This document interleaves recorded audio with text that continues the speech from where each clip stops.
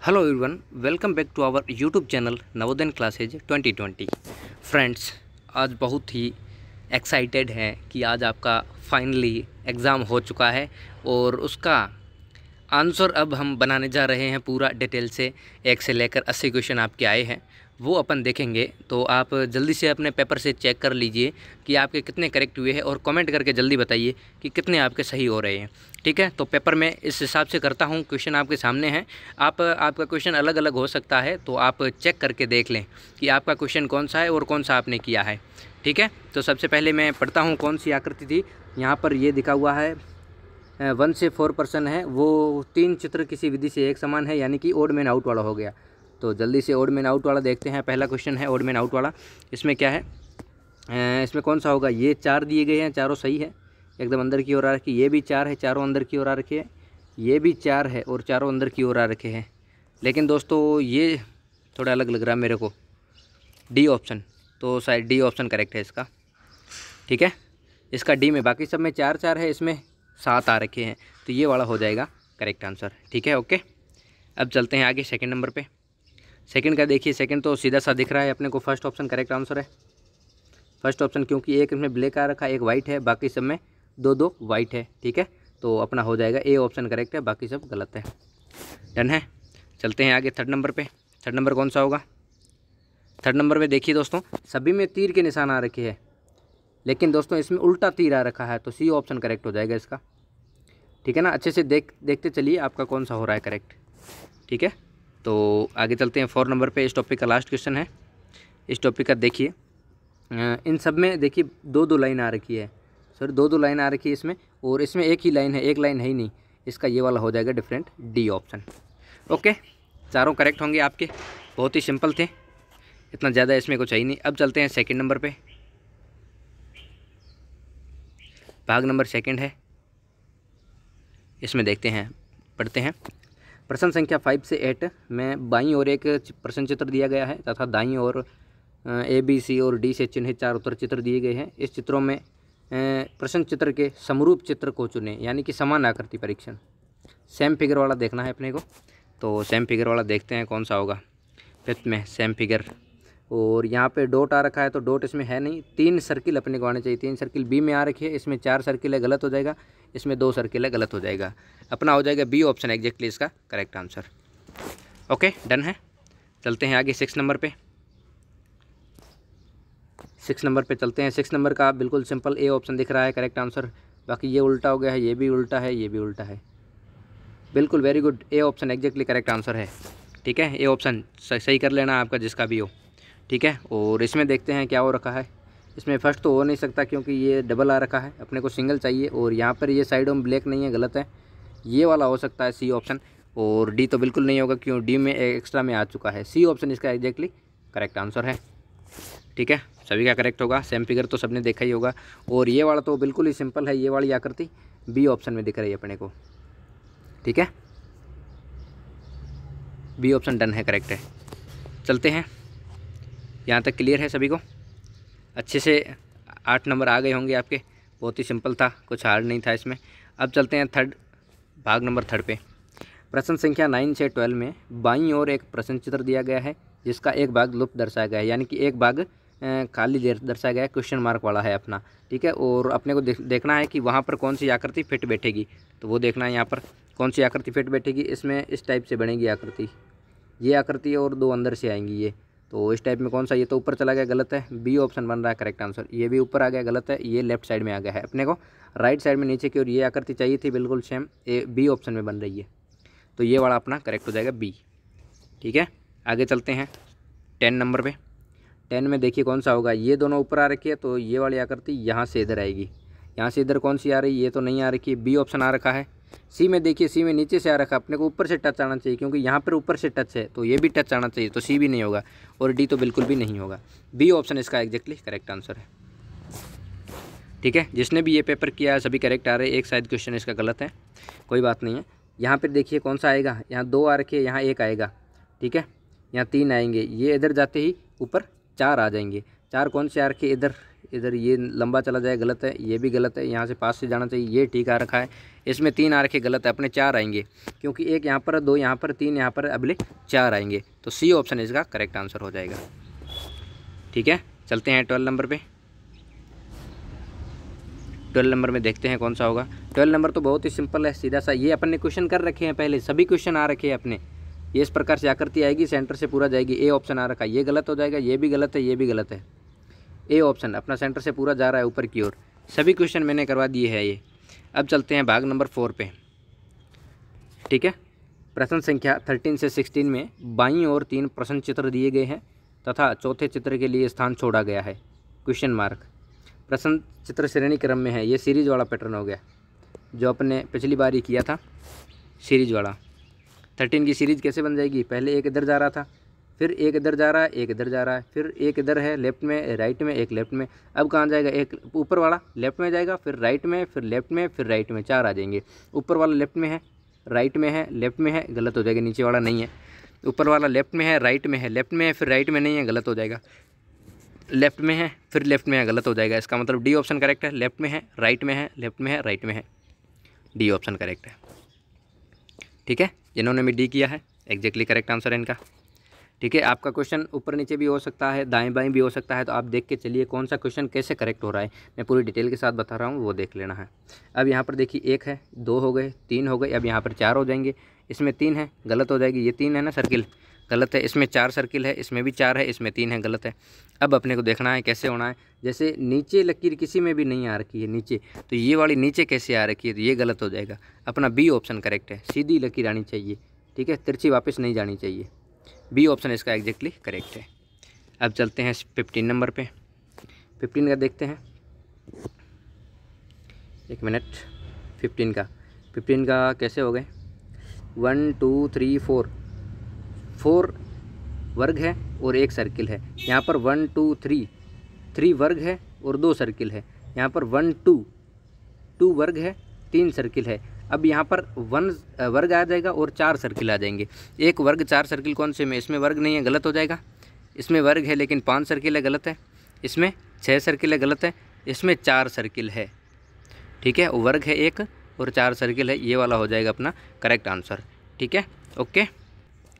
अब चलते हैं नेक्स्ट क्वेश्चन की ओर, 16 नंबर पे। 16 में कौन सा होगा बच्चों, बताइए। यहाँ पर 1 था सर्किल, 1 ऊपर डॉट हो गया। यहाँ पर 1 सर्किल है, 2 डॉट हो गए। यहाँ पर 2 सर्किल है, 2 डॉट हो गए। अब यहाँ पर 2 सर्किल हो जाएंगे और 3 डॉट हो जाएंगे, डॉट 3 हो जाएंगे। पहले dot circle dot circle dot, dot circle dot, इसमें नहीं आ रहा, इसमें dot circle dot circle dot, circle आ रहा, 3 सर्किल है, गलत है। Dot circle dot circle dot, बिल्कुल सी ऑप्शन आ रखा, डी ऑप्शन गलत हो जाएगा। सी ऑप्शन इसका एग्जैक्टली करेक्ट है। ठीक है, आपस में चेक करते चलिए अच्छे से, धीरे धीरे पॉज करते हुए चलिए, कोई बात नहीं है, अच्छे से करना है अपने को, गलत नहीं करना है अपने को। चलते यहाँ तक सभी को क्लियर है, आशा करता हूँ सभी के यहाँ तक क्लियर होंगे, सभी एकदम करेक्ट आएंगे। 60, ठीक है, 16 एकदम करेक्ट होंगे आपके। अब चलते हैं आगे भाग नंबर 5 पे। 5 क्या है, प्रश्न संख्या 17 से 20 में प्रत्येक प्रश्न में 2 प्रश्न चित्रों के 2 सेट दिए गए हैं। दूसरे सेट में एक प्रश्न चित्र क्वेश्चन मार्क दिया है। प्रथम सेट के 2 प्रश्न चित्रों में एक निश्चित संबंध है, यह रिलेशनशिप वाला आ गया है। इसी तरह का संबंध दूसरे सेट के तीसरे तथा चौथे चित्र में भी होना आवश्यक है। तो ये अपना रिलेशन वाला आ गया, 2 में क्या रिलेशन, वो तीसरा चौथा, ये क्वेश्चन मैंने करवा रखा है आपको, ये क्वेश्चन सेम आ गया है। सभी क्वेश्चन मैंने करवाई है, उसी में से आई है, जिसने ध्यान दिया है वो अच्छी बात है। ठीक है, अब ये नीचे आ रखा है इधर, ये ऊपर हो गया, ये नीचे आ रखा, अब जाएगा किधर, ऊपर की ओर जाएगा। ऊपर की ओर जाएगा तो आकृतियाँ कैसे बनेगी, आकृतियाँ कैसे बनेगी, जैसे ये जा रखी सभी अंदर की ओर आ रखी है, ऊपर से अंदर की ओर है, वैसे ही ये सभी बाहर जा रखी है, ये भी बाहर जा रखी है, ये अंदर आ रखी सभी, ये अंदर है, और यहाँ पे सभी बाहर चली जाएगी। बाहर कौन सी जा रखी है, बाहर कौन सी जा रखी है, यहाँ पे एक सर्किल बन जाएगा, पहले तो सर्किल बन जाएगा। सर्किल कौन से बन रहा है, बी में बन रहा है और सी में बन रहा है।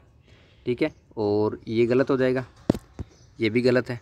ठीक है, अब कौन सा, बी और सी में कौन सा करेंगे, ये देखिए ये कोने से है, ये भी कोने में चला गया, ये कोने से है तो ये भी कोने में जाएगा। कोने में कौन सा आ रखा है, बी वाले कोने में आ रखे, सी वाले देखिए अंदर की ओर आ रखे, तो सी गलत हो जाएगा। बी ऑप्शन अपना करेक्ट आंसर है। ठीक है ना, बी ऑप्शन करेक्ट है। आगे चलते 18 पे। 18 में क्या रिलेशन है, 18 में क्या रिलेशन है, देखिए यहाँ पे दोनों एक साइड में थे, यहाँ पे दोनों विपरीत हो गए हैं, एक ऊपर चला गया एक नीचे चला गया। यहाँ पर दोनों सही है ना, एक साइड में है, यहाँ पर दोनों विपरीत हो जाएंगे, एक लेफ्ट में जाएगा एक राइट में जाएगा। अब लेफ्ट राइट में कौन सा जा रहा है, एक तो ए में जा रखा है एक सी में जा रखा है, ये दोनों गलत हो जाएंगे। अब ऊपर वाला कहाँ जाएगा नीचे वाला कहाँ जाएगा वो अपने को देखना है। यहाँ पर देखिए इधर लेफ्ट वाला है ना, इसको अपने को चेंज नहीं करना है, यानी कि ऊपर वाले को चेंज नहीं करना अपने को करना है नीचे वाले को चेंज। तो नीचे वाले को चेंज कहाँ करेंगे, ऊपर वाला जाएगा राइट में, नीचे वाला जाएगा लेफ्ट में, तो ये वाला गलत हो जाएगा, सी ऑप्शन करेक्ट हो जाएगा अपना। ठीक है ना, जिस भी बच्चे ने ये वाला पेपर किया है उसका करेक्ट आ रहा है सभी। ठीक है, तो ऐसे ही अपने को करना है, बहुत अच्छी बात है। ठीक है, सिलेक्शन हो जाएगा, नो टेंशन। यहाँ पर देखिए क्या थी आकृति, इसको लेफ्ट में घुमाया है तब ये आकृति बन गई, इसको भी लेफ्ट में घुमाएंगे तब सीधी आकृति बन जाएगी, और ये वाला इधर हो जाएंगे 3 और प्लस आ जाएंगे राइट साइड में। प्लस राइट साइड में कौन से आ रखे, ए में आ रखे, इसमें नहीं है, इसमें भी नहीं है, इसमें भी नहीं है, प्लस 3 आ रखे हैं ना राइट साइड में, अपना हो जाएगा ए ऑप्शन करेक्ट आंसर इसका, ए वाला करेक्ट है।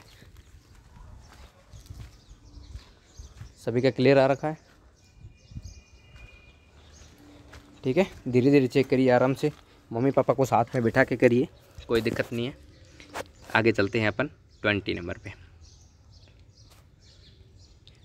20 पे चलते हैं। 20 में कौन सा हो जाएगा, यहाँ पर 2 थे, ठीक है, वो अंदर की एयर ये बन गई आकृति, यहाँ पर ये है ना तो ये इस साइड में बन जाएगी। इस साइड में कौन सी बन रही है, सी ऑप्शन बन रही है। बिल्कुल सीधा सा है, बहुत सिंपल आया है आपका पेपर, कोई मेंटल एबिलिटी वैसे हार्ड आने वाला ही नहीं था और आएगा भी नहीं। ठीक है, इतनी तैयारी अपन ने कर रखी है, एक एक चीज़ आपको बताया है, पूरा का पूरा आ रखा है यहाँ पे। ठीक है, सी ऑप्शन इसका करेक्ट हो जाएगा, क्योंकि ये दोनों इस साइड में थे, लेफ्ट और राइट में, ये भी लेफ्ट राइट में है, लेकिन इसकी लकीर कहाँ बन रही है, राइट और लेफ्ट में नीचे की ओर आ रखी है। यहाँ पर उल्टा बन रखा है तो ये भी उल्टी आकृति बनेगी, इधर उल्टी आकृति कौन से में, सी ऑप्शन बन रखी है, सी ऑप्शन अपना करेक्ट है। ओके जी, डन है ना। चलिए यहाँ तक क्लियर है, थम्स अप कर दे, कमेंट कर दे जल्दी से। अब चलते हैं आगे भाग नंबर 6 पर। प्रश्न संख्या 21 से 24 में प्रश्न चित्र के रूप में ज्यामितीय चित्र त्रिभुज वर्ग वृत्त के एक भाग को बाईं ओर दर्शाया गया है तथा दाईं ओर दूसरे भाग को 4 उत्तर चित्रों ए बी सी और डी में दर्शाया गया है।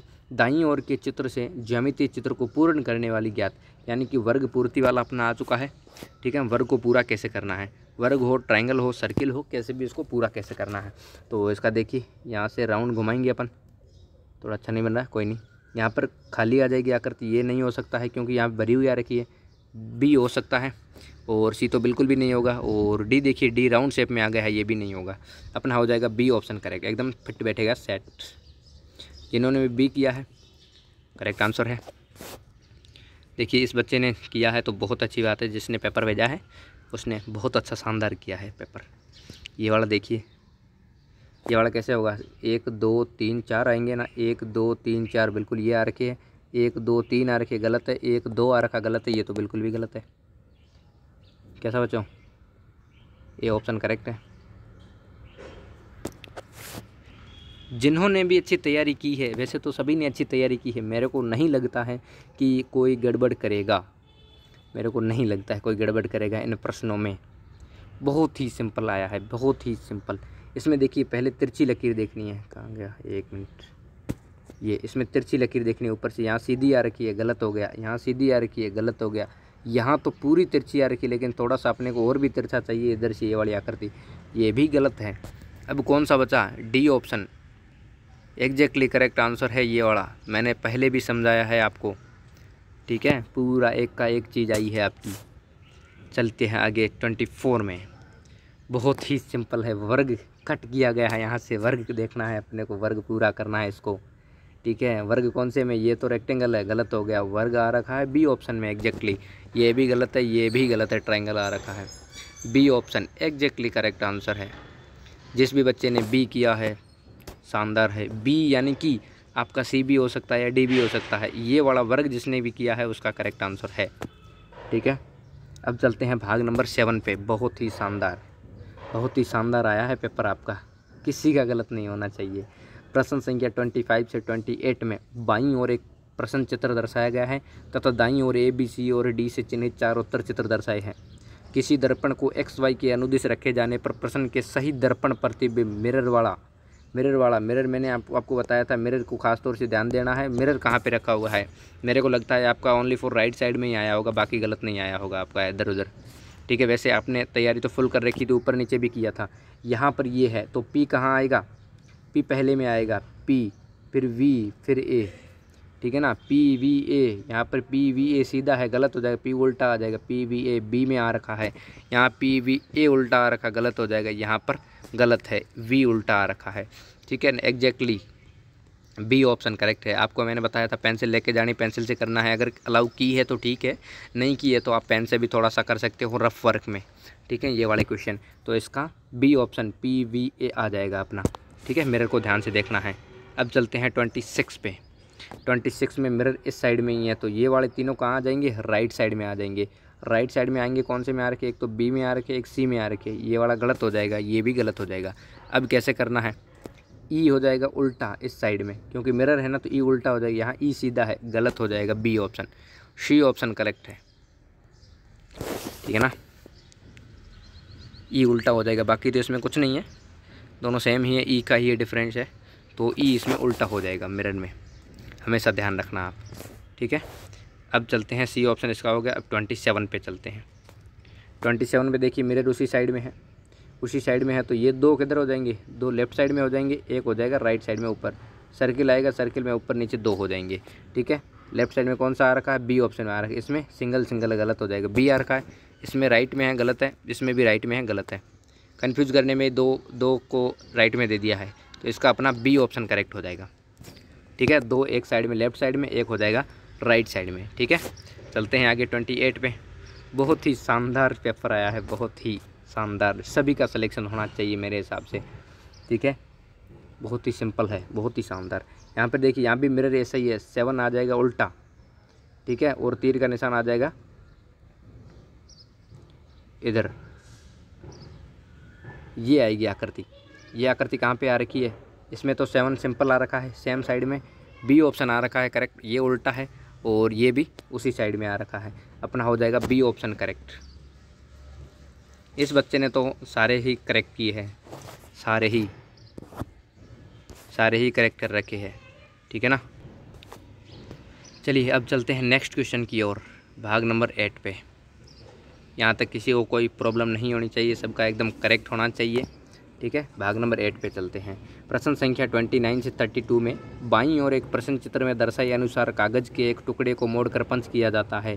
इसमें काफ़ी स्टूडेंट को प्रॉब्लम थी, लेकिन ये भी मेरे को लगता है कि इतने सारे क्वेश्चन सिंपल आए हैं तो ये भी सिंपल ही आएंगे। ठीक है, और दाईं ओर ए बी सी और डी से चिन्हित 4 उत्तर चित्र दर्शाए गए हैं। कागज़ के टुकड़े को तह देकर खोलने पर वह किस प्रकार से दिखेगा, वैसा आपको करना है। ठीक है ना, तो चलते हैं यहाँ पे क्वेश्चन की ओर 29 पे। 29 में देखिए किस प्रकार से कट किया है, पहले यहाँ से इधर कट किया है, फिर इसको यहाँ से कट किया है, इसको यहाँ से कट करेंगे, इसको वापस खोलेंगे ना इधर की ओर, तो यहाँ पे सर्किल बन जाएगा और एक सर्किल यहाँ पे बनेगा, ये आकृति बनेगी अपनी, 2 सर्किल बन जाएंगे। 2 सर्किल कौन से में आ रखे हैं, ए ऑप्शन में आ रखे हैं, एग्जैक्टली सिंपल बन रहा है अपना। इसमें 4 आ रखे गलत है, इसमें सिंगल आ रखा गलत है, इसमें ऊपर नीचे आ रखे गलत है। ठीक है ना, इसको वापस खोलेंगे तो यहाँ एक सर्किल बनेगा, और इसको इस साइड में खोलेंगे तो एक सर्किल यहाँ पे बनेगा, यानी कि 2 सर्किल बन जाएंगे, वो बन रहे हैं ए ऑप्शन में। एग्जैक्टली अपना करेक्ट आंसर है। जिन्होंने भी ए किया है बहुत ही शानदार है, बहुत ही सिंपल आया है अपना। अब इसको देखते हैं, इसको कैसे करते हैं ये देखते हैं। ये वाला थोड़ा हार्ड लग रहा है मेरे को, यहाँ से कट किया है, फिर इधर से कट किया है। ठीक है, अब इसको और यहाँ से कट किया है, फिर इसको यहाँ से कट किया है, इसको वापस खोलेंगे तो ये आकृति इधर बन जाएगी, इधर बनेगी आकृति। ठीक है ना, फिर इसको यहाँ से खोलेंगे तो इधर भी आकृति यही बनेगी, नीचे खोलेंगे इधर भी यही बनेगी। ठीक है, और इधर खोलेंगे इधर भी यही बनेगी, यानी कि कौन सी आकृति बनेगी, ये तो बनेगी नहीं, ये भी नहीं बनेगी। अब बचा सी और डी में, लेकिन इसमें इस प्रकार की आकृति बननी चाहिए जैसे ये बन रखी है, तो अपना सी ऑप्शन करेक्ट हो जाएगा, डी नहीं होगा। ये भी सिंपल ही है, इस बच्चे ने किया है, एकदम करेक्ट किया है। ठीक है ना, बहुत ही करेक्ट किया है। ओके, इस बच्चे ने तो करेक्ट किया है, सी ऑप्शन एग्जैक्टली इसका करेक्ट है। जिसने भी सी किया है यानी कि ये वाली आकृति की है, उसका करेक्ट आंसर है। अब चलते हैं 31 पे। ठीक है, 31 पे देखिए बच्चों के कॉल आ रखी है कि कैसा हुआ, पेपर पूछ रहे हैं सर के। ओके, कोई नहीं, अब बाद में बात करते हैं, अभी क्लास ले लेते हैं। अब यहाँ पे कट किया है ना, इसको वापस से यहीं से कट किया, वापस खोलेंगे तो एक वर्ग यहाँ पे बनेगा, इधर करेंगे एक वर्ग यहाँ पे बनेगा, नीचे करेंगे एक वर्ग यहाँ पे बनेगा और इधर करेंगे एक वर्ग यहाँ पे बनेगा। ठीक है, सभी वर्ग बनेंगे। सभी वर्ग कौन से, इसमें तो 2 नीचे बन रखी है तो गलत हो जाएगा। इसमें भी नीचे आ रखा, अपने को तिरछा वर्ग चाहिए ना इस प्रकार से। ठीक है, तो वो आ रखा है इसमें। फिर इधर खोलेंगे, ये भी सेम आ रखा है, इसमें भी सेम आ रखा है, इसमें भी सेम, चारों अलग अलग आ रखे हैं। ठीक है, ये वाला हो नहीं सकता, बचा सी ऑप्शन। सी ऑप्शन अपना करेक्ट आंसर है। सभी आ रखी है ना, इस साइड में बनेगा, फिर इधर बनेगा तो ऐसे बनेगा, नीचे ऐसे, इधर ऐसे, वो आ रखा है सी ऑप्शन में। इसकी देखिए सभी की लंबे लंबे बन रखे हैं इस साइड में, ये गलत हो जाएगा। आगे चलते हैं 32 पे। 32 में देखिए पहले यहाँ से कट किया है, फिर इसको ऊपर से कट किया है। अब इसके अंदर आकृति ये बन गई। अब इसको इस साइड में खोलेंगे ना वापस से, तो इसके अंदर ट्रायंगल बन जाएगा। इस साइड में खोलेंगे दोनों साइड में, इस साइड में भी ये ट्रायंगल बनेगा, इस साइड में भी ट्रायंगल बनेगा, यानी कि चारों साइड में ट्रायंगल बनेंगे सीधे। यहाँ पे उल्टा कैसे हो गया, गलत हो गया, यहाँ पे 2 ही ये गलत है। इसमें चारों के मुंह अंदर आ रखे हैं, बिल्कुल सी ऑप्शन करेक्ट है। और ये तो बिल्कुल डिफरेंट हो गए हैं। ठीक है ना, सी ऑप्शन इसका एग्जैक्टली करेक्ट आंसर है। चारों के मुंह अंदर क्यों आने चाहिए।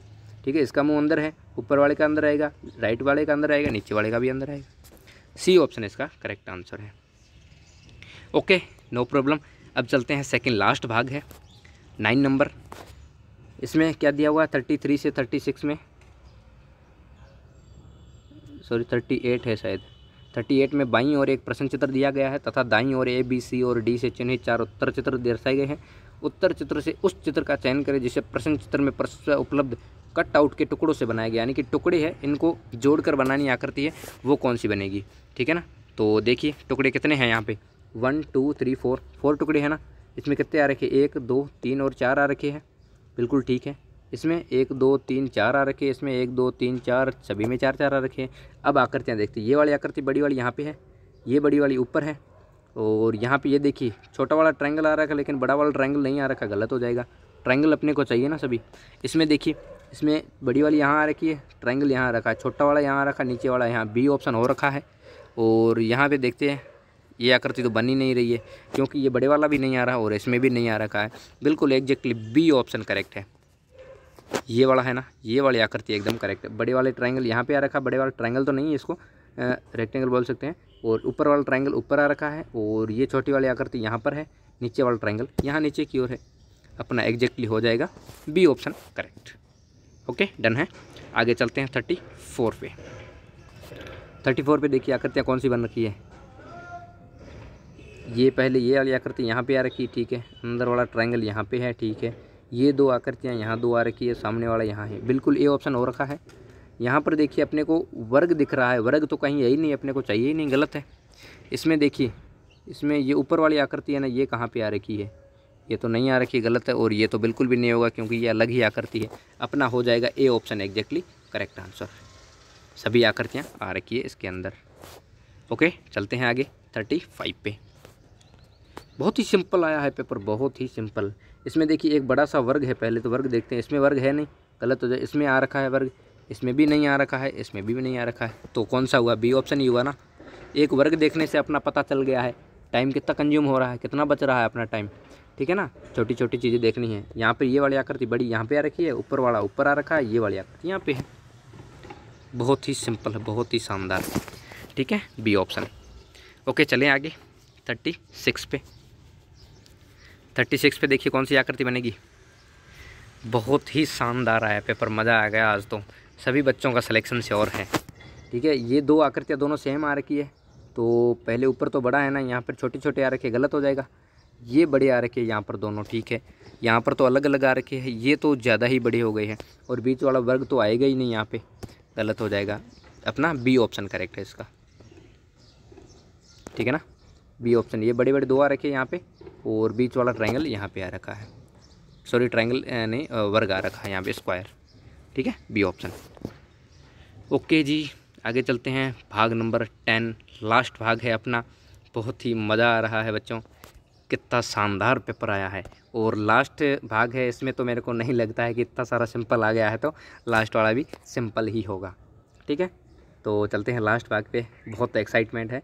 प्रश्न संख्या 37 से 40 में बाईं ओर एक प्रश्न चित्र दिया गया है तथा दाईं ओर ए, बी, सी और डी से चिन्हित 4 उत्तर चित्र दर्शाए गए हैं। उत्तर चित्रों से उस चित्र को चुनें जिसमें प्रश्न चित्र छिपा या सम्मिलित यानी कि हाइड फिगर है, छिपी आकृति वाला हो गया है। तो ये देखते हैं छिपी आकृति तो कहाँ छिप सकती है, अपने से दूर।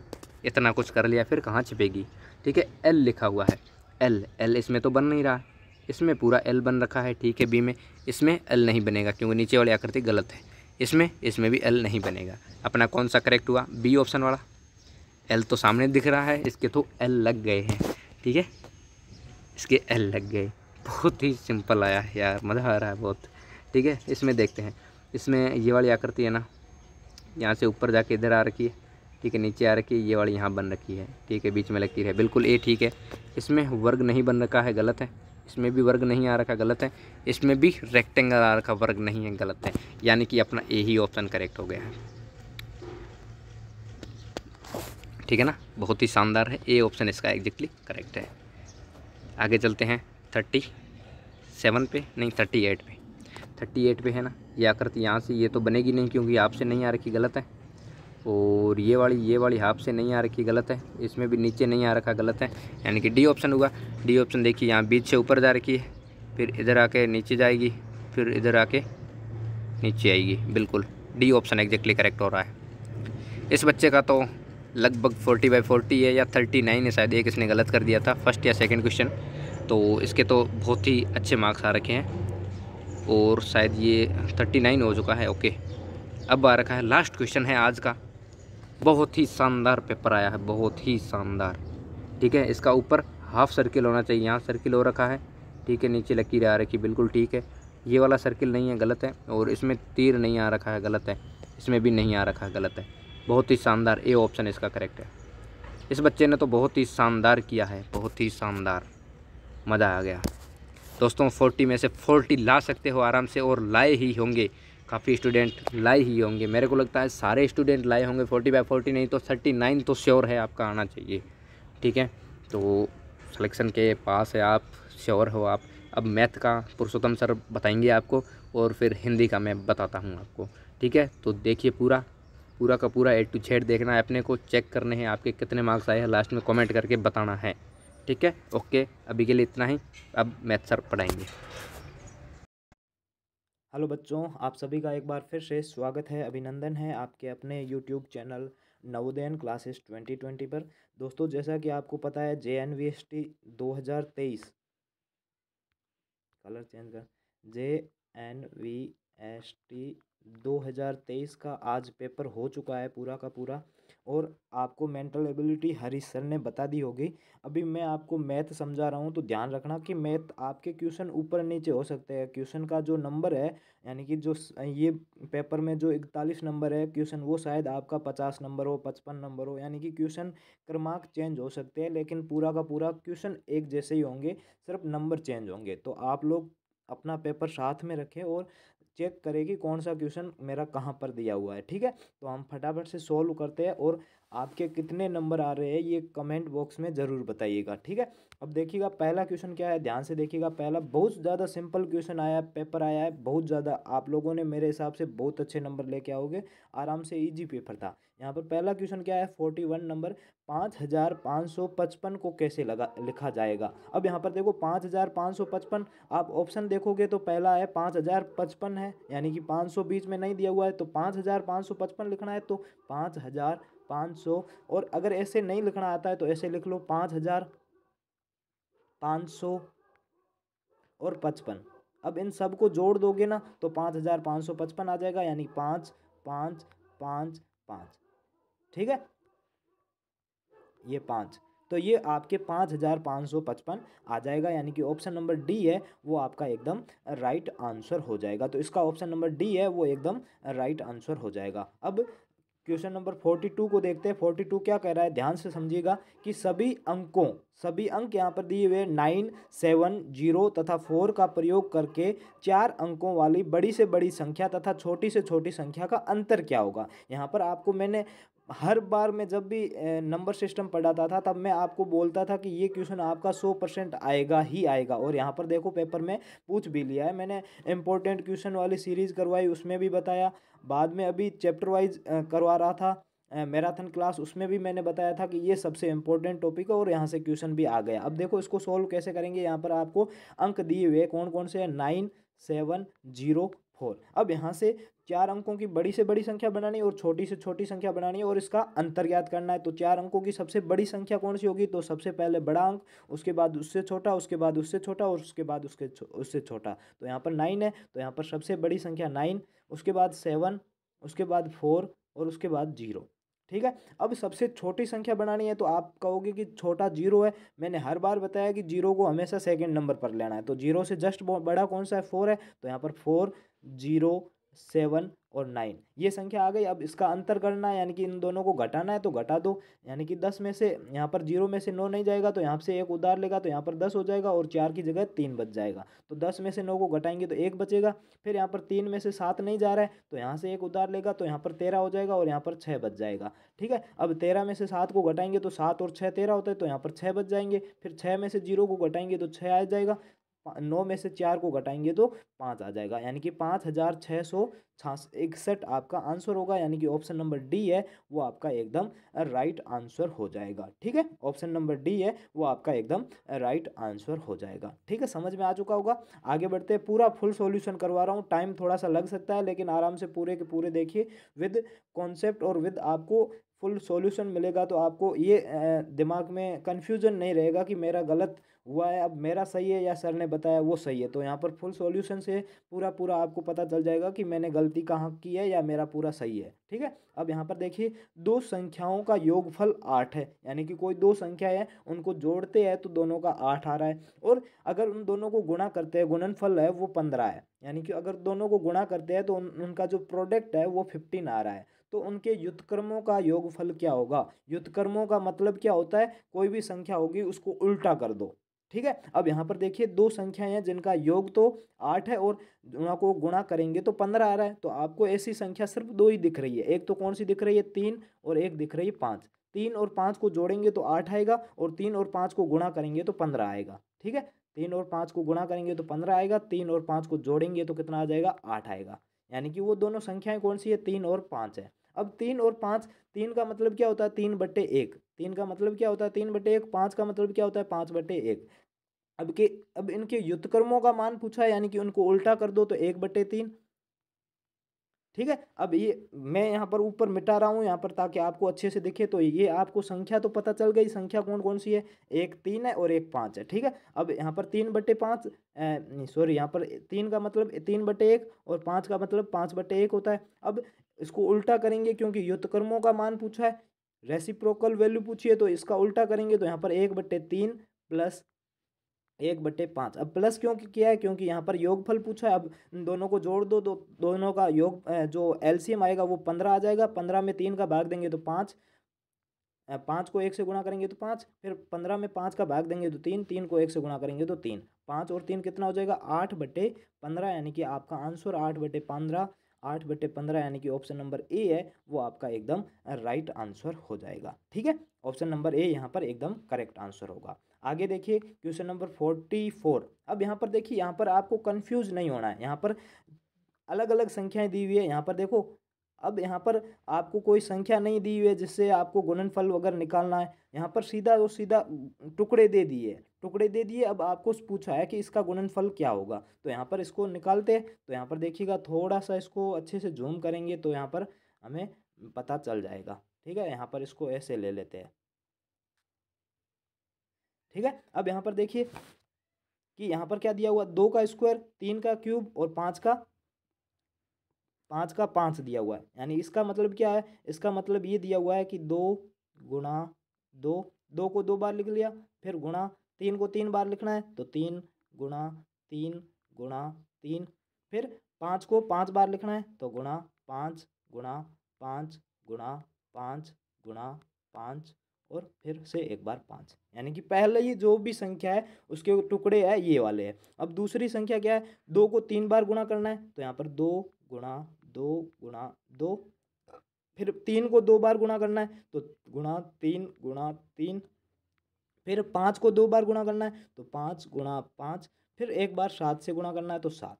ठीक है। अब नीचे संख्या क्या है, 2 को 4 बार गुणा करो तो 2 गुणा 2 गुणा 2 गुणा 2। ठीक है, अब 3 को भी 4 बार गुणा करना है तो 3 गुणा 3 गुणा 3 गुणा 3, 3 को भी 4 बार। 7 को 2 बार गुणा करना है तो 7 गुणा 7 गुणा 2 बार 7 गुणा कर लिया और एक बार 13। अब यहाँ पर देखो, आपको पता है कि एलसीएम का मतलब क्या होता है? एलसीएम का मतलब होता है सब में कॉमन हो, यानी कि सब में होना चाहिए। अब इसमें भी होना चाहिए, इसमें भी होना चाहिए, इसमें भी होना चाहिए। तो यहाँ पर देखो 1 2 है, ये 2 इसमें भी है तो यानी कि 1 तो 2 आ गया। दूसरा 2 है, ये भी तीनों में है तो यानी कि गुणा 2। अब यहाँ पर देखो, यहाँ पर 2 नहीं है, इसमें अब 2 नहीं है तो यहाँ पर 2 जो भी है ये कट जाएंगे, इनको काट दो। अब इसमें भी 3 है, इसमें भी 3 है और इसमें भी एक 3 है तो इसको 3 से गुणा करो 3। ठीक है, फिर से देखो इसमें 3 है, इसमें भी 3 है और इसमें भी 3 है तो गुणा 3। अब वापस देखो, इसमें 3 है लेकिन ये बीच वाली में 3 नहीं है तो ये 3 भी कट जाएगा क्योंकि सब में कॉमन होना चाहिए। अब 3 जितने भी है 3 कट जाएंगे। अब यहाँ पर देखो, इसमें लास्ट में देखना एक 5 भी है। ठीक है, 3 बार को गुणा कर लो, उसके बाद में गुणा 5 भी है। ठीक है, अब यहाँ पर एक देखो, इसमें 5 है, इसमें भी 5 है और इसमें भी यहाँ पर एक 5 है जो कि मैंने अभी गोला करके बताया, तो यहाँ पर एक 5 और आ जाएगा। ठीक है, अब उसके बाद में इसमें 5 है लेकिन इसमें 5 नीचे वाले में नहीं है तो यहाँ पर सारे 5 भी कट जाएंगे। लेकिन अब देखोगे 7 और 13 है, ये ऊपर वाले में कुछ भी नहीं है तो यानी कि आपके जो भी एलसीएम होगा वो ये वाला हो जाएगा। यानी कि 2 को 2 बार गुणा करो, 3 को 2 बार गुणा करो और 5 को 1 बार गुणा करो। तो इसको मिटा के वापस लिख रहा हूँ। तो यहाँ पर देखो, इसको एक बार यहाँ पर ऐसे लिख लेता हूँ। हाँ, ठीक है, क्या करना था? 2 को 2 बार गुणा किया था तो 2 गुणा 2, फिर 3 को 2 बार गुणा किया था तो 3 गुणा 3, फिर 5 को 1 बार गुणा किया था तो 5। अब देखो, 2 को 2 बार गुणा करेंगे, इसका मतलब क्या है? 2 का स्क्वायर है तो 2 का स्क्वायर, गुणा 3 को भी 2 बार किया है तो 3 का स्क्वायर, गुणा 5 एक बार है तो 5 का 5, यानी कि 2 का स्क्वायर गुणा 3 का स्क्वायर गुणा 5, यानी कि ऑप्शन नंबर आपका डी है वो आपका एकदम राइट आंसर हो जाएगा। यहाँ पर ध्यान रखना, यहाँ पर आपको एलसीएम नहीं पूछा है, एचसीएफ पूछा है, महत्तम समापवर्तक पूछा है।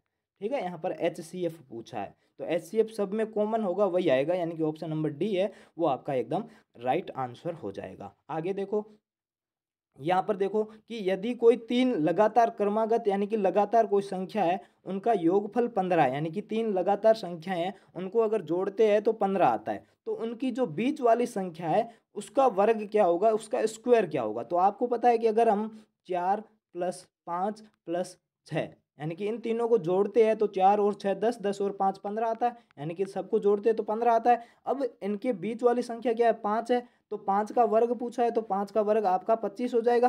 यहाँ पर 36 नहीं 25 हो जाएगा, यानी कि ऑप्शन नंबर बी है वो आपका एकदम राइट आंसर हो जाएगा। ठीक है, तो ये 45 नंबर बहुत सरल था, यानी कि option number B is right answer. आगे देखिए, इसका क्वेश्चन नंबर 46 का, जो संख्या जो 4 या 4 से अधिक अंकों की है, कोई भी ऐसी संख्या है जिसमें 4 या 4 से अधिक अंक है, उसमें अंकों की है, 8 से भाज्य होगी यदि, यानी कि उसमें 8 का भाग जाएगा यदि वो सम संख्या है तो भाग जाएगा, यदि अंतिम अंक 8 है तो भाग जाएगा, यदि अंतिम 2 अंक 8 से भाज्य है, यानी कि अगर अंतिम अंक 8 से भाज्य है तो भाग जाएगा, या अंतिम 2 अंक 8 से भाज्य है तो भाग जाएगा, या फिर अंतिम 3 अंक 8 से भाज्य है तो 8 का पूरा पूरा भाग जाएगा। इसका मतलब यही है कि कोई भी एक संख्या है जो 3 या 3 से ज़्यादा अंकों की हो सकती है, अब उसमें 8 का भाग कब जाएगा? अगर वो सम संख्या है तो उसमें 8 का भाग जाएगा, जरूरी नहीं है हर सम संख्या में 8 का भाग जाए, ये जरूरी नहीं है, ये ध्यान रखना। ठीक है, जैसे कि यहाँ पर देख लो, ये इसमें 8 का भाग नहीं जाएगा, ध्यान रखना। ठीक है, अब यहाँ पर 8 का भाग सम संख्या हो उसमें ज़रूरी नहीं है कि भाग जाएगा, पीछे वाला इकाई का अंक हो ये भी ज़रूरी नहीं है, पीछे के 2 अंक हो और पीछे के 2 अंक 8 से भाज्य हो ये भी ज़रूरी नहीं है। और मैंने आपको, अगर आप लोगों ने जो संख्या पद्धति है उसको बेसिक से उसका पूरा कॉन्सेप्ट सीखा हुआ है तो मैंने भाजिकता के नियम बताए थे। भाजिकता के नियम में 8 की भाजिकता का नियम मैंने क्या बताया था कि 8 की भाजिकता 8 का भाग उसी में जाएगा जिस संख्या के पीछे वाले 3 अंक है उनमें अगर 8 का पूरा पूरा भाग चला जाता है तो उस संख्या पूरी में 8 का पूरा पूरा भाग चला जाएगा। और अंतिम 2 अंक थे उसमें अगर 4 का पूरा पूरा भाग चला जाता है तो वो 4 का भाजिकता का नियम था, 8 का नहीं था, तो यह भी गलत गलत हो जाएगा, तो इसका ऑप्शन नंबर डी है वो आपका एकदम राइट हो जाएगा। अगर किसी बच्चे को भाजकता के नियम पूरे पता थे, वो क्योंकि भाजकता के नियम अगर यूज करता था तो उसका आंसर एकदम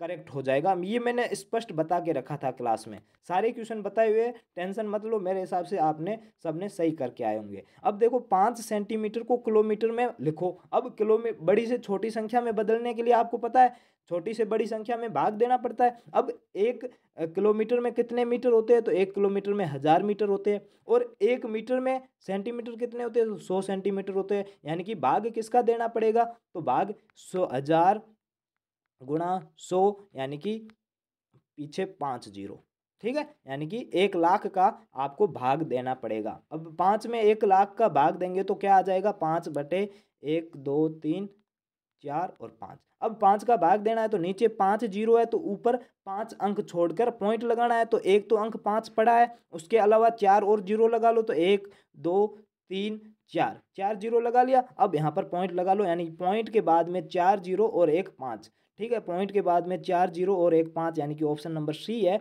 वो आपका एकदम राइट आंसर हो जाएगा। ठीक है, यहाँ पर ऑप्शन नंबर डी 47 का ऑप्शन नंबर सी इज एकदम राइट आंसर हो जाएगा। आगे देखो 48 का। अब 48 देखो, निम्नलिखित में से कौन सी संख्या 3 4 5 तथा 6 से विभाजित होगी। तो स्पष्ट मैंने बता के रखा था, जब भी ऐसा क्वेश्चन आए कौन सी संख्या भाज्य होगी विभाजित होगी, तो आपको सिंपल सा एलसीएम लेना था, यानी कि लघुत्तम समापवर्तीय निकालना था, एलसीएम लेना था। तो यहाँ पर एलसीएम ले लेते हैं, 3 4 5 और 6।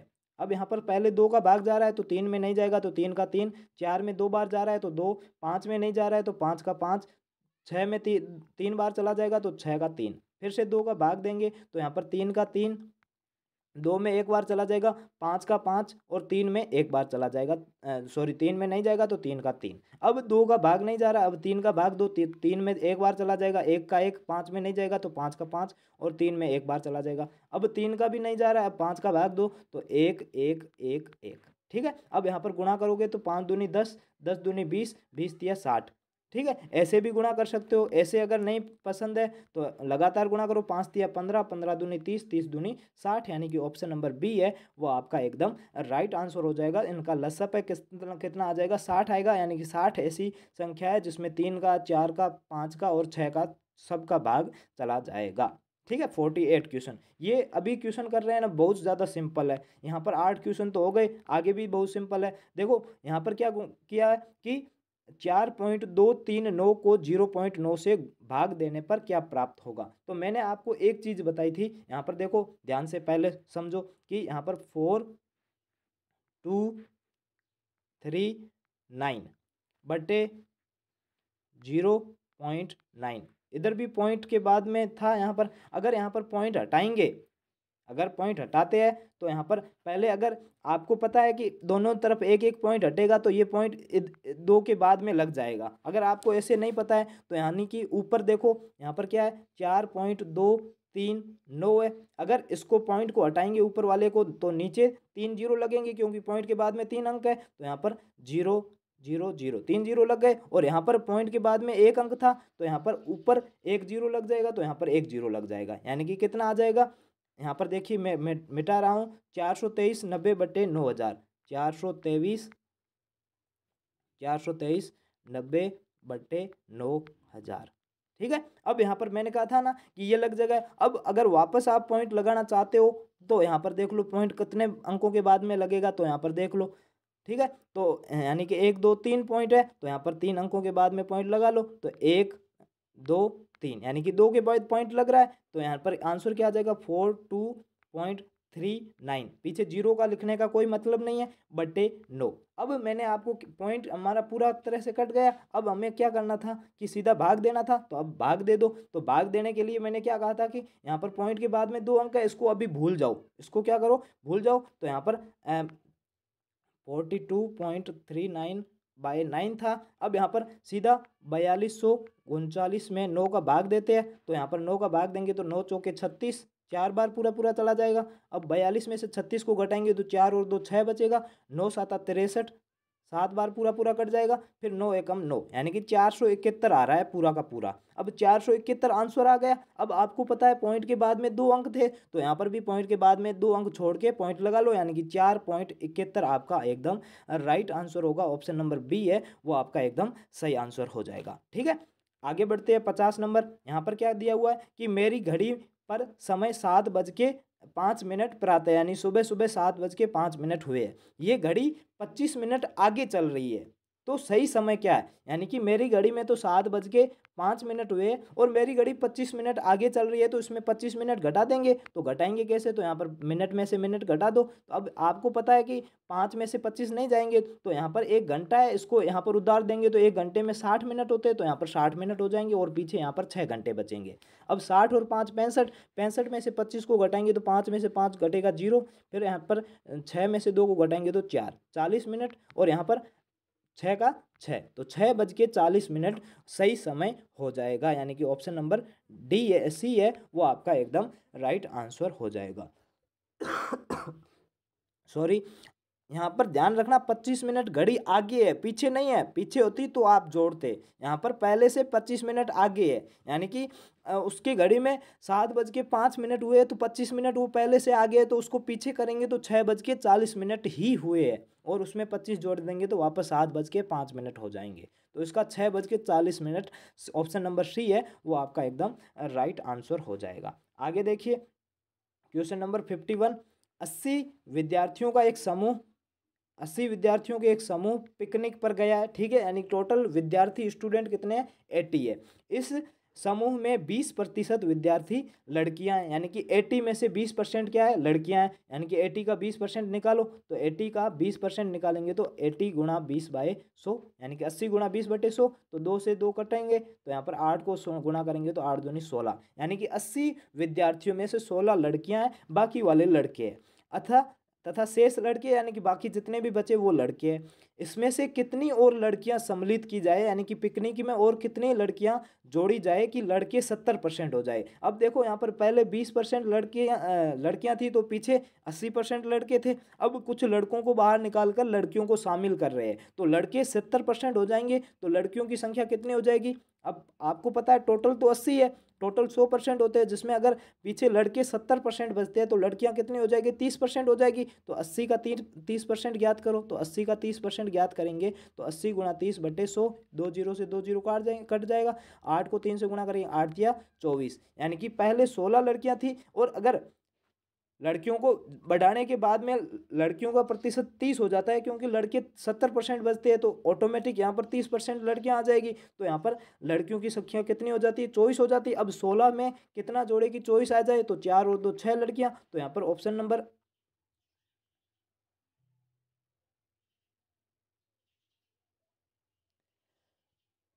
एक मिनट, शायद कुछ गलती हुई है अपन लोगों से। 8 या 24, कितनी लड़कियां और सम्मिलित की जाए कि समूह में लड़के 70% हो जाए? लड़के 70% होंगे तो पीछे लड़कियां 30% होगी, तो 80 का 30% ज्ञात करेंगे तो कितना आ जाएगा? 8 या 24 आ जाएगा, यानी कि 4 और हाँ 6 नहीं होगा। यहाँ पर देखो 24 में से अगर आप 16 को घटाओगे ना, तो 4 जोड़ोगे तो 20 आ जाएगा, वापस 4 जोड़ोगे तो 24 आ जाएगा, एंड 4 और 4 8 लड़कियों को और ऐड करेंगे तो यहाँ पर लड़कियों की संख्या 30% हो जाएगी, यानी कि ऑप्शन नंबर डी है वो आपका एकदम राइट आंसर हो जाएगा। ठीक है, समझ में आया? पहले लड़कियां 20% थी, तो 20 निकाला परसेंट, तो 20% निकाला तो कितनी हो जाएगी? 16 लड़कियां हो जाएगी। अब लड़कियों को और सम्मिलित करके लड़कों की संख्या 70% कर दी, तो टोटल 100% होता है, जिसमें लड़कियां 70% है, तो सॉरी लड़के 70% है, तो लड़कियां कितनी हो जाएगी? लड़कियां 30% हो जाएगी, तो वापस 80 का 30% ज्ञात करेंगे तो 24 आएगा। अब 16 में कितना जोड़े कि 24 आ जाएगा, तो 8 जोड़ेंगे तो 24 आ जाएगा, यानी कि ऑप्शन नंबर डी है वो आपका एकदम राइट आंसर हो जाएगा। आगे देखो क्वेश्चन नंबर 52 की 1250 मीटर एक लंबी रेलगाड़ी है, वो 2 मिनट में 1 किलोमीटर दूरी तय कर लेती है। एक रेलगाड़ी दूसरी खड़ी रेलगाड़ी को 4 मिनट में पार कर लेती है, खड़ी रेलगाड़ी की लंबाई कितनी है? अब यहाँ पर देखो अगर आप सोचोगे ना, निकालने की ज़रूरत, फॉर्मूला अगर कुछ लगाने की ज़रूरत नहीं पड़ेगी। अगर आप यहाँ पर सोचते हो ना कि 2 मिनट में 1 किलोमीटर पार करती है, तो 4 मिनट में कितने किलोमीटर पार करेगी? 2 किलोमीटर पार करेगी। 2 मिनट में अगर 1 किलोमीटर पार करती है, वापस 2 मिनट में 1 किलोमीटर और पार करेगी, तो 2 मिनट में 1 किलोमीटर, तो 4 किलोमीटर, 4 मिनट में 2 किलोमीटर पार करेगी। अब 4 किलोमीटर में 4 किलोमीटर में कितना, सॉरी, मिनट में कितना 2 किलोमीटर दूरी पार करती है। ठीक है, यहाँ पर हमारी टोटल दूरी कितनी आ जाएगी? टोटल दूरी 4 किलोमीटर आ जाएगी। 4 किलोमीटर को मीटर में बदलेंगे तो 4000 मीटर, या फिर 4 किलोमीटर, कुछ भी आप लिख सकते हो। अब देखो उसमें क्या दिया हुआ है कि यह एक दूसरी रेलगाड़ी को पार करने में 4 मिनट लगाती है, यानी कि यहाँ पर एक दूसरी रेलगाड़ी है, ठीक है, और यहाँ से खुद एक रेलगाड़ी है, ये दोनों एक दूसरे को पार करती है, तो यहाँ पर 4 मिनट लगाती है। यानी कि टोटल इन दोनों की दूरी कितनी है? टोटल इन दोनों की दूरी है 4000 मीटर।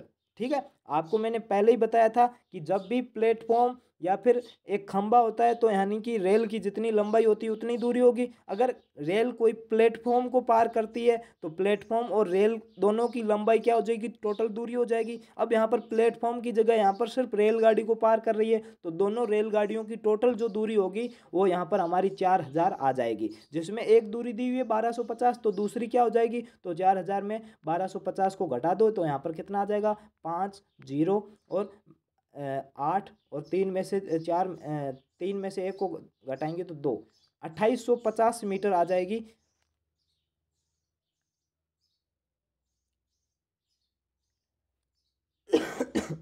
एक मिनट रुकना, कुछ मिस्टेक की हुई है। हमने गलती क्या की थी? यहाँ पर देखो, ध्यान से देखो, हमने 4000 मीटर लिख लिया था। 4000 नहीं, 2000 मीटर होगा। कैसे होगा अभी बताता हूँ। जैसे यहाँ पर क्या लिखा हुआ है कि 2 मिनट में 1 किलोमीटर पार करती है, तो 4 मिनट में उसके डबल पार करेगी। यानी कि 1 किलोमीटर का डबल कितना होता है? 2 किलोमीटर। तो 2 किलोमीटर को मीटर में बदलेंगे तो 2000 मीटर आ जाएगा। यानी कि टोटल जो दूरी होगी वो 2000 मीटर होगी। 2000 मीटर में एक रेलगाड़ी की दूरी दी हुई है, मीटर लंबाई दी हुई है, तो दूसरी की ज्ञात कर सकते हैं, तो इसमें 1250 मीटर घटा देते हैं। तो यहाँ पर देखो कि 0, फिर 5, फिर यहाँ पर 10 में से 8 को 2 को घटाएंगे तो 8, और यहाँ पर 2 में 1 बचेगा, 1 में से 1 को घटाएंगे तो 0, यानी कि 850 मीटर दूसरे की लंबाई होगी। 850 नहीं, 750। यहाँ पर देखो, मैं वापस समझा देता हूँ, आपको कन्फ्यूजन ना हो। थोड़ा जल्दबाजी में कई बार जोड़ बाकी गुणा गलत हो जाता है। यहाँ पर देखो 2000, उसमें से 1250 घटाने हैं, तो यहाँ पर 1250। यहाँ पर जा नहीं रहा है, तो यहाँ पर एक उधार लेंगे तो यहाँ पर 10 बचेगा। फिर से यहाँ पर लेंगे तो यहाँ पर 9 बचेगा, और यहाँ पर 10 हो जाएगा। यहाँ से वापस उधार लेंगे तो यहाँ पर 9 और यहाँ पर 10 हो जाएगा। 10 में से 0, सॉरी, यहाँ पर तो 0 में से 0 कट जाएगा। फिर यहाँ पर 10 बचेगा। 10 में से 5 को घटाएंगे तो 5, यहाँ पर 9 में से 2 को घटाएंगे तो 7, और 2 में से 1 को घटाएंगे तो 1 में से 1 को घटाएंगे तो 0 आ जाएगा। यानी कि 750 मीटर आपकी दूरी होगी। 2000 में से 1250 को घटाते हैं, तो यहाँ पर 50 को जोड़ेंगे तो 1300 और 7 को जोड़ेंगे तो 750 आपका आंसर आ जाएगा। यानी कि ऑप्शन नंबर सी है वो आपका एकदम राइट आंसर हो जाएगा। ठीक है, आगे देखिए। ये तो क्वेश्चन मैं कई बार बता चुका हूँ, बहुत ज़्यादा इंपॉर्टेंट है, बहुत ज़्यादा इंपॉर्टेंट है, आराम से समझ लेना, कई बार बताया। अब यहाँ पर देखो, रहीम ने दिनेश से 10 अंक अधिक प्राप्त किए। ठीक है, रहीम कोई लड़का है, उसने दिनेश से 10 अंक अधिक प्राप्त किए। जॉर्ज ने रहीम से 25 अंक कम प्राप्त किए। ठीक है, तीनों का अंकों का योग कितना है? 235 है। तो जॉर्ज ने कितने अंक प्राप्त किए ये पूछा है। तो मैंने सबसे पहले क्या किया, कहा था कि जब भी ऐसा क्वेश्चन आए तब आपको देखना है कि 2 बार नाम किसका आया है। अब यहाँ पर क्वेश्चन पूछा है, इसको छोड़ दो जॉर्ज को, उसके अलावा 2 बार नाम किसका आया हुआ? तो रहीम का 2 बार नाम आया हुआ है। तो आपको क्या करना था, यहाँ पर रहीम को एक्स मानना था। रहीम को एक्स मान लिया।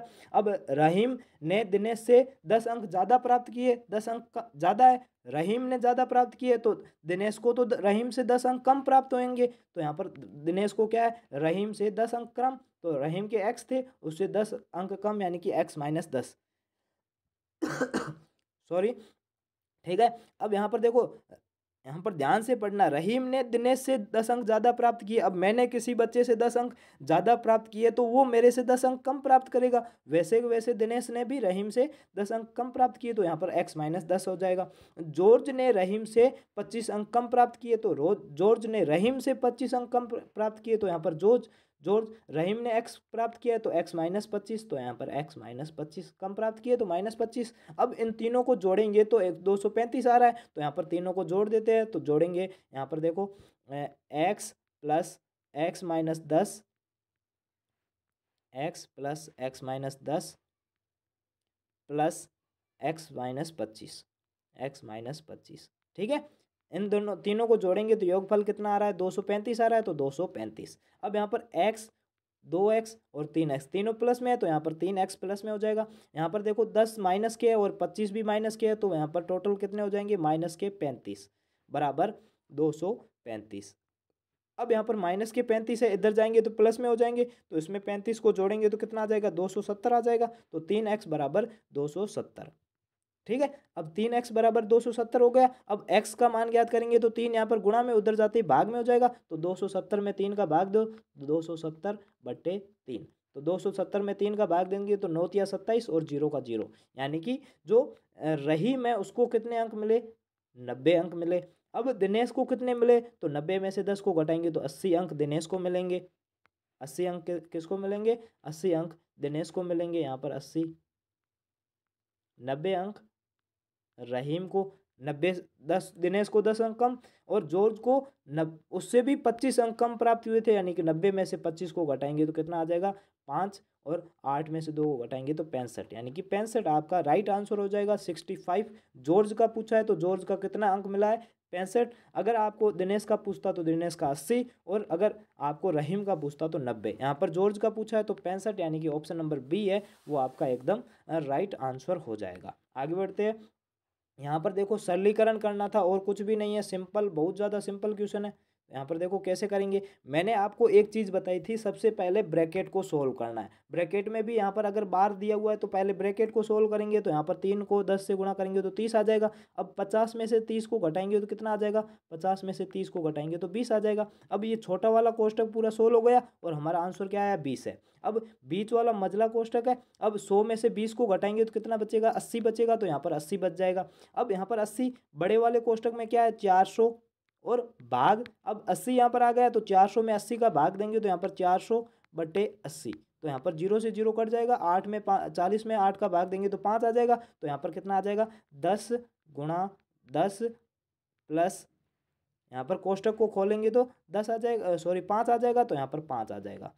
ठीक है, बड़े कोष्टक को सोल्व करने के बाद में 5 आ गया, अब 5 आ गया। अब कोष्टक पूरे सोल्व हो गए। अब मैंने आपको क्या कहा था कि पहले गुणा करने है, उसके बाद में जोड़ देना है। तो 10 को 10 से गुणा करेंगे तो कितना आ जाएगा, 100 आ जाएगा। 10 को 10 से गुणा करेंगे तो 100, 100 में 5 को जोड़ेंगे तो 105, यानी कि ऑप्शन नंबर डी है वो आपका एकदम राइट आंसर हो जाएगा। बहुत सिंपल, सरलीकरण का बहुत सिंपल क्वेश्चन था। ठीक है, आगे बढ़ते हैं।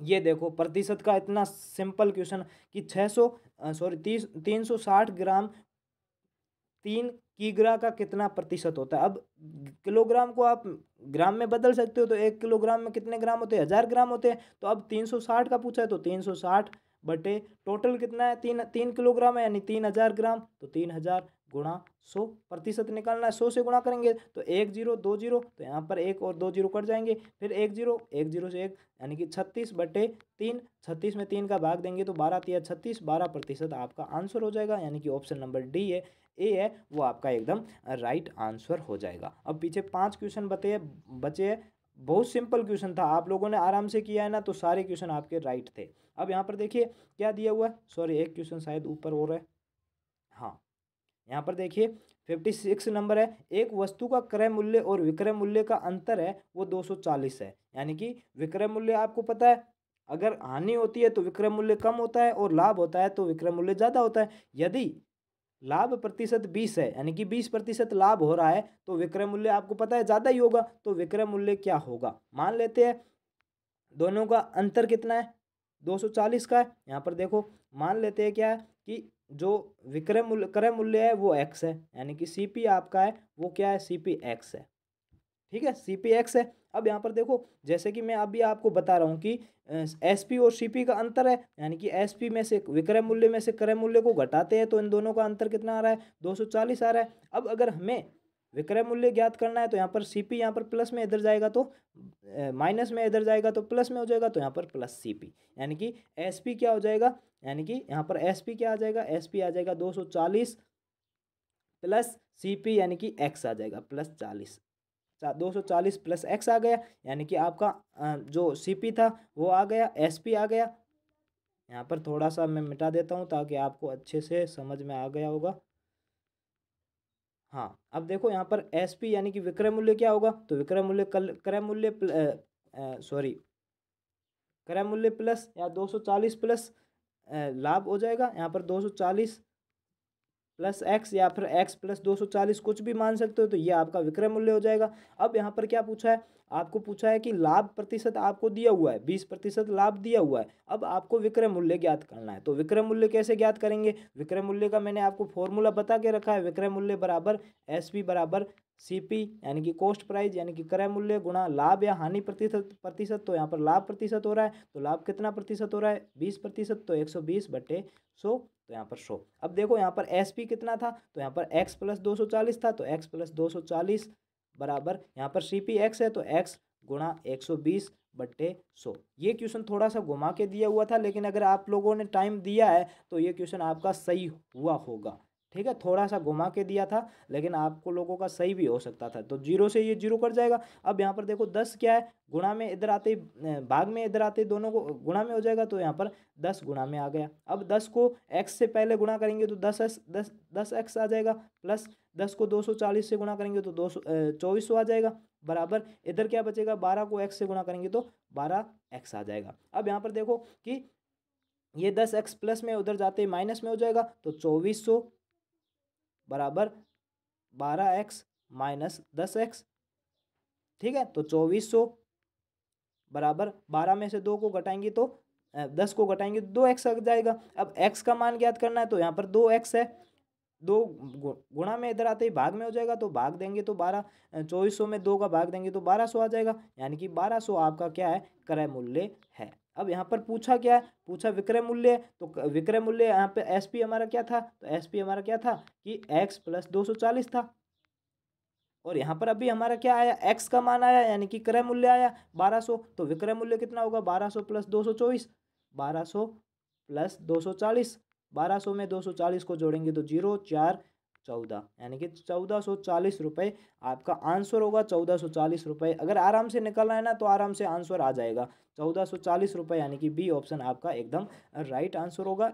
ये जिस बच्चे ने भेजा है उसका ये टिक लगाया हुआ है, यानी कि ये उसका एकदम राइट आंसर है। ठीक है, आगे देखते हैं। ये क्वेश्चन है,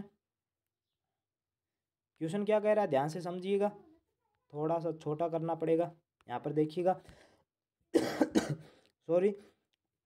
आगे देखो क्वेश्चन देखो, एक टंकी की पानी की लंबाई चौड़ाई और ऊंचाई क्रमशः 11 10 और 9 मीटर है।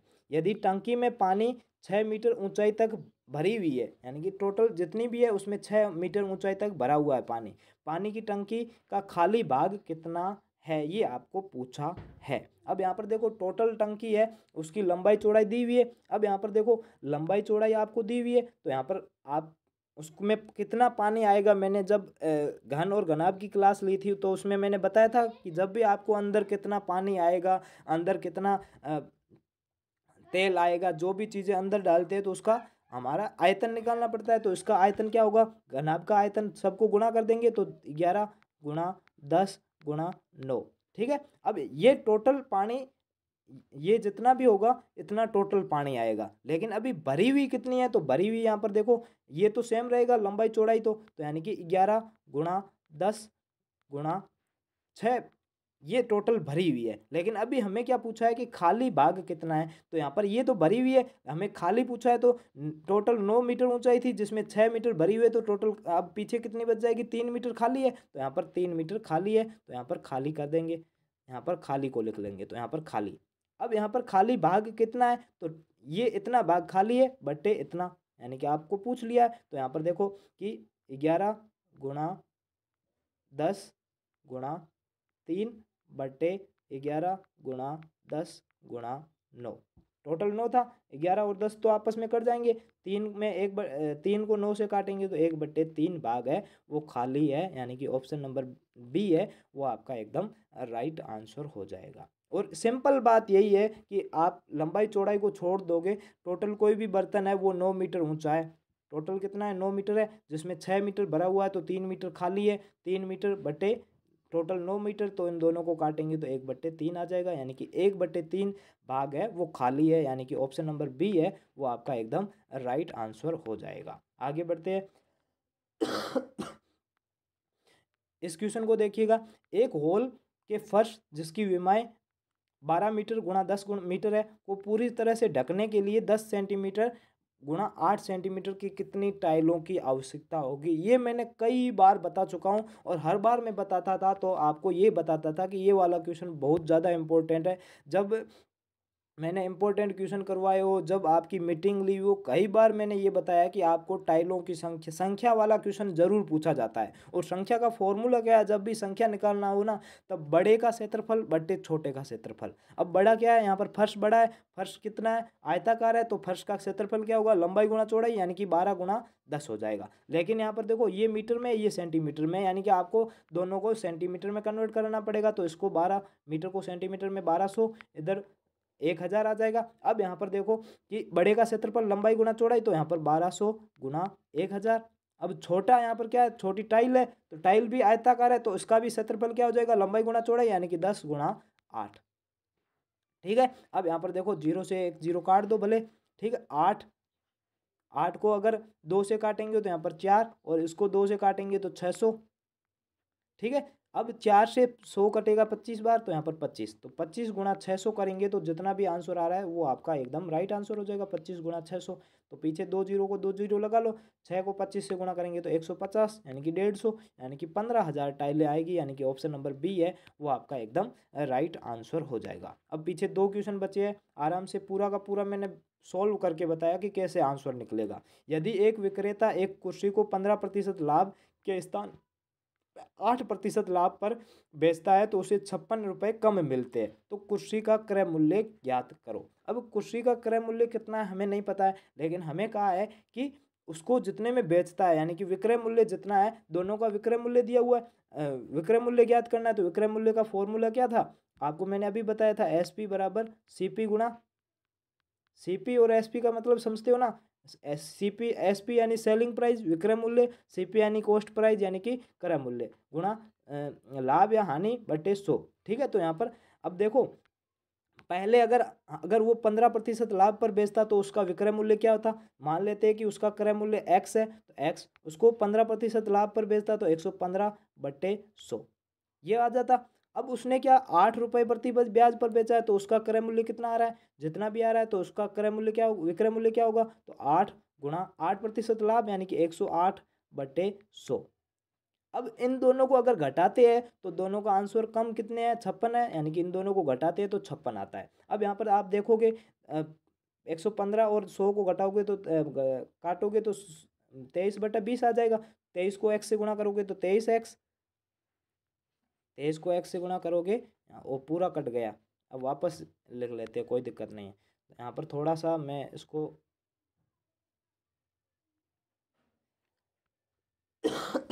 अब देखो, पहले अगर 15% लाभ पर बेचते तो क्या होता? तो यहाँ पर देखो कि x गुणा 15% लाभ, यानी कि 115/100, और अगर उसने 8% लाभ पर बेचा है तो x गुणा लाभ है तो 108, क्योंकि 100 में से जोड़ेंगे बटे 100। अब इन दोनों में अगर बेचता तो 56 रुपये कम पड़ रहे हैं, यानी कि इस दोनों को घटाएंगे तो आंसर क्या आना चाहिए? 56 आना चाहिए, तो 56। अब यहाँ पर इन दोनों को काटेंगे तो यहाँ पर ये 23 बार कटेगा, ये 20 बार कटेगा। 23 को x से गुणा करेंगे तो 23x, 23x/20 आ जाएगा, तो 20 माइनस इधर इन दोनों को काटेंगे तो कितना आ जाएगा?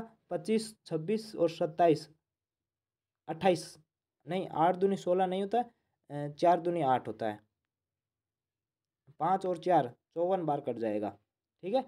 54 बार ये कट जाएगा, 54 बार ये कट जाएगा, और ये 50 के दोनों को अगर 4 से ही काटते हैं तो आसानी रहेगी अपन को। 4 से काट देंगे तो 4 दूनी 8, ठीक है, 2 बचेंगे, 7 चौके 28, 27 बार ये कट गया और ये 20 बार कट जाएगा। तो एक्स को 27 से गुणा करेंगे तो 27x बटे 20 बराबर 56। अब आपको पता है नीचे दोनों के बराबर में है तो नीचे दोनों का एलसीएम तो 20 आएगा। 20 में से 20 में 20 का भाग देंगे तो एक आएगा, एक को 23 से गुणा करेंगे तो 23x, इधर भी सेम आ जाएगा। तो यहाँ पर 7x का अंतर आ रहा है।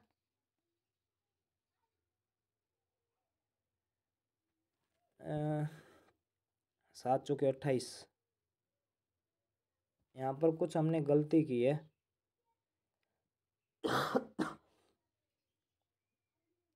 यहाँ पर हमने 5 से काटा है, 5 चौके 20, यहाँ पर 4 से काटा है ना, तो यहाँ पर 25 आएगा, 25 चौके 100 होता है। ठीक है, तो यहाँ पर थोड़ा सा गलती हो गया, तो यहाँ पर आप लोग 25 कर दो, 27x बटे 25 होगा। ठीक है, तो यहाँ पर 25 आ गया बराबर 56। ठीक है, अब यहाँ पर देखो 20 और 25 का लसअप लोगे तो आपका आंसर क्या आ जाएगा, 100 आ जाएगा। तो यहाँ पर 100 में 20 का भाग देंगे तो 5 को 23 से गुणा करेंगे तो 115x माइनस, एक बार वापस में मिटा के आपको आसानी से समझा देता हूँ, थोड़ा सा ध्यान रखना। देखो पहले कुर्सी को अगर 15% बेचते हैं तो x गुणा 115 बटे 100। ठीक है, दूसरी बार वो 8% लाभ पर बेचता है, यानी कि x गुणा 108 बटे 100 बराबर, पीछे 56 बच रहा है तो 56। अब काटने की जरूरत नहीं है, 100 को 115 से x से गुणा करेंगे तो 115x बटे 100 माइनस x को 108 से गुणा करोगे तो 108 बटे 100 बराबर 56। अब नीचे दोनों के समान है तो ऊपर हम सीधा घटा देंगे, तो 115 में से 108 x को घटाएंगे तो कितना आ जाएगा, 7x बचेगा। तो 7x बट्टे नीचे 100 बचेगा, 100 बराबर यहाँ पर 56, 56 आ गया। अब ये 100 क्या है, भाग में, इधर जाते गुणा में हो जाएगा तो गुणा 100। ठीक है, वैसे वैसे 7 क्या है, गुणा में, इधर आते ही भाग में हो जाएगा तो 7। यहाँ पर 7 से 56 कटेगा 8 बार, 8 को 100 से गुणा करेंगे तो 800 आ जाएगा। यानी कि 800 आपका क्या था, x यानी कि क्रय मूल्य था, यानी कि क्रय मूल्य आपका 800 आ गया। ऑप्शन नंबर बी है वो आपका एकदम राइट आंसर हो जाएगा, ऑप्शन नंबर बी। ठीक है, सिंपल ज्ञात करना था, 115x बटे 100 माइनस 108 x बटे 100, दोनों को घटाएंगे तो 7x बटे 100 बराबर 56। 100 को उधर लेके जाएंगे तो गुणा में, 7 को लेके जाएंगे तो भाग में, 7 से 56 कटेगा 8 बार, 8 को 100 से गुणा करेंगे तो 800 आंसर आ जाएगा। ठीक है, आगे देखते हैं, ये लास्ट क्वेश्चन है, बहुत सिंपल है, ज़्यादा टेंशन लेने की ज़रूरत नहीं है। क्या दिया हुआ है, ध्यान से पढ़ते हैं आराम से। एक मालगाड़ी जिसकी लंबाई 1 किलोमीटर है, मालगाड़ी है उसकी लंबाई 1 किलोमीटर है। ठीक है, 45 किलोमीटर प्रति घंटे की चाल से चल रही है। इस मालगाड़ी को 2 किलोमीटर लंबी सुरंग निकलने के लिए कितना समय लगेगा। मैंने आपको सिंपल एक चीज़ बताई थी, क्या, जब भी प्लेटफॉर्म या फिर दूसरी ट्रेन को पार करते हैं तो यहाँ पर सुरंग को पार कर रहे हैं, तो यहाँ पर टोटल जो दूरी क्या होगी, जो सुरंग की लंबाई प्लस ट्रेन की या मालगाड़ी की टोटल जो दोनों की लंबाई होगी वो आपकी दूरी हो जाएगी। तो 2 मीटर मालगाड़ी की और 1 मीटर लंबाई की, सॉरी 1 मीटर मालगाड़ी की लंबाई है, 2 मीटर सुरंग की लंबाई है, तो दोनों को जोड़ेंगे तो टोटल 3 किलोमीटर उसको दूरी पार करनी पड़ेगी। अब 3 किलोमीटर दूरी पार करनी है तो दूरी कितनी आ गई, 3 आ गई, बटे 45 किलोमीटर प्रति घंटे चाल है। तो अब यहाँ पर देखो दूरी है वो हमारी कितनी है, दूरी यहाँ पर 3 किलोमीटर है, तो 3 किलोमीटर, चाल हमारी 45 किलोमीटर प्रति घंटा है। अब समय का फॉर्मूला क्या है, दूरी बटे चाल, तो दूरी 3 बटे चाल कितनी है 45, तो 45।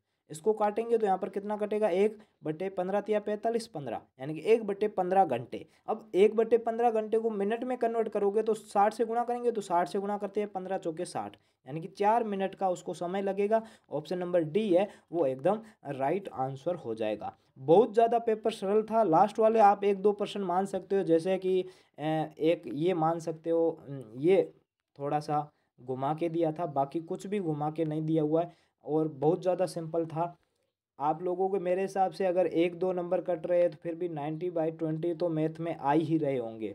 ठीक है, बाकी आप लोग मेहंदी और मेंटल एबिलिटी चेक कर लीजिए। मेंटल एबिलिटी हरीश सर ने चेक करवा दी है। अब मेंटल इसके बाद हिंदी की बारी है, तो हिंदी को आराम से चेक करिए और 80 में से कितने नंबर आए ये आप हमें कमेंट करके ज़रूर बताइए। ओके बाय, थैंक यू, आज के लिए इतना ही। अभी हरीश सर हिंदी पढ़ाएंगे, हिंदी का जो पैसेज है वो समझाएंगे, तो वहाँ पर हिंदी और इंग्लिश मीडियम दोनों चेक कर लेना कि आपको टोटल कितने आ रहे हैं, ठीक है। ओके बच्चों, अब आपने मेंटल एबिलिटी और मैथ का तो देख लिया होगा अच्छे से। आपके मतलब पूरे में से पूरे मार्क्स आ रहे होंगे, मेरी पूरी आशा है, क्योंकि मेंटल एबिलिटी तो आपका पूरा सिंपल था, एकदम 40 में 40 लाने वाला था। और अब चलते हैं भाषा परीक्षण यानी हिंदी का, ठीक है। तो हिंदी को पहले मैं पढ़ देता हूँ पैराग्राफ, फिर आपको आंसर बताता हूँ कौन कौन सा है। इस खंड में 4 अनुच्छेद है, वो आपको पता ही है। प्रत्येक अनुच्छेद में 5 प्रश्न है, यानी कि टोटल 20 क्वेश्चन आएंगे अपने।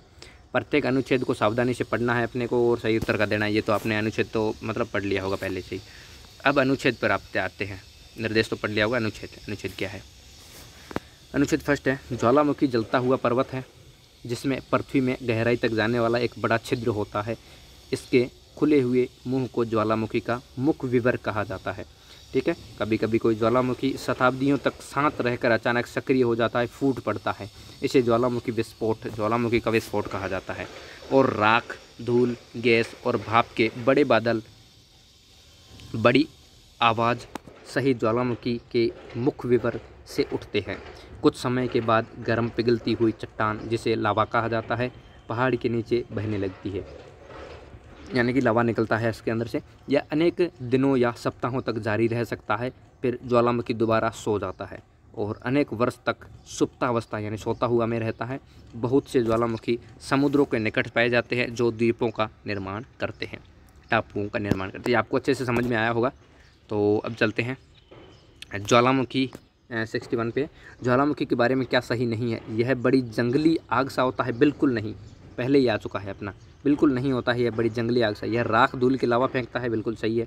यह अधिकांशतः समुद्र के निकट पाया जाता है, बिल्कुल सही है, जो टापू का निर्माण करता है। इसमें पृथ्वी से नीचे तक बड़ा गहरा छिद्र होता है, बिल्कुल सही है। अब इसमें क्या पूछा गया है? सही नहीं है। तो ये 3 तो सही हो गए, ये बी सी डी, लेकिन ए वाला सही नहीं है। तो अपना आंसर कौन सा हो जाएगा? ए वाला अपन करेक्ट करेंगे, ठीक है। यह जंगली आग सा नहीं होता है, ज्वालामुखी है, इसका विस्फोट होता है, बड़ा पहाड़ होता है, उसके नीचे से एक छिद्र होता है, वो निकलता है बाहर से, ठीक है ना। तो वो होता है, यह बड़ी जंगली आग सा होता है, ऐसा नहीं है, ठीक है। ए ऑप्शन अपना करेक्ट हो जाएगा। आगे चलते हैं 62 पे। जब किसी ज्वालामुखी का विस्फोट होता है तो उसे क्या कहा जाता है? सक्रिय ज्वालामुखी कहा जाता है, ठीक है। ज्वालामुखी का विस्फोट होता है, वापस से देखते हैं इसे। एक मिनट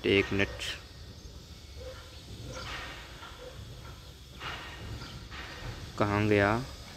एक मिनट, यहाँ लिखा हुआ, कभी कभी कोई ज्वालामुखी शताब्दियों तक शांत रहकर अचानक सक्रिय हो जाता है, यानी कि एक्टिव हो जाता है। इसे ज्वालामुखी का विस्फोट कहा जाता है, ठीक है। ज्वालामुखी विस्फोट होता है, उसे क्या कहा जाता है? सक्रिय। सुप्त नहीं, सुप्त सोया हुआ होता है, सोया हुआ नहीं, मौन नहीं होता है, ठीक है। सक्रिय ज्वालामुखी कहा जाता है जब एक्टिव हो जाता है ज्वालामुखी, फूट पड़ता है, ठीक है, तो सक्रिय हो जाएगा। आगे चलते 63 पे। बहुत ही सिंपल था। पहाड़ से नीचे बहने वाला लावा किस अवस्था में होता है? एक मिनट, इसमें पढ़ लेते हैं। यहाँ लिखा हुआ है, ये राख, धूल, गैस तथा भाप के बड़े बादल बड़ी आवाज़ सक्रिय ज्वालामुखी का विवर से उठते हैं। गैस सा होता है, ठोस नहीं होता है, द्रव भी नहीं होता है, वाष्प भी नहीं होता, गैस होता है उसके अंदर। गैस से वो निकलता है लावा अवस्था में। किस अवस्था में निकलता है? गैसीय अवस्था में गैस होती है, वो निकलती है बाहर, जिससे आग की लपटें निकलती है, ठीक है, तो गैसीय हो जाएगा। शांत का विलोम है, विलोम शांत का। स्थिर नहीं हो सकता है, ठीक है। एक शांत रहता है, एक निश्चल, छल कपट करता है, निश्चल हो जाएगा इसका। सुंदर भी नहीं होगा, ठीक है, और सक्रिय का भी नहीं होगा, सक्रिय का निष्क्रिय हो जाएगा, ठीक है। शांत, एक शांत होता है, एक निश्चल कपटी। ए ऑप्शन एग्जैक्टली इसका करेक्ट हो जाएगा, निश्चल। इस बच्चे ने तो बहुत ही शानदार अच्छे से की है। अनुच्छेद में प्रयुक्त सहित का अर्थ है सहित, पीछे से के साथ घटित निरंतर। सहित यानी इसके सहित, इसके साथ में, इसके घटित नहीं होगा, पीछे भी नहीं होगा, निरंतर भी नहीं होगा, इसके साथ में हो जाएगा, बिल्कुल एग्जैक्टली। इस बच्चे ने तो बहुत ही शानदार पेपर किया है। अनुच्छेद प्रयुक्त सहित, इसके सहित पढ़ लेते हैं अनुच्छेद में ही। कहाँ लिखा हुआ था, 1 मिनट, सहित। पहले उस चीज़ को पढ़ना है अपने को। 1 मिनट 1 मिनट।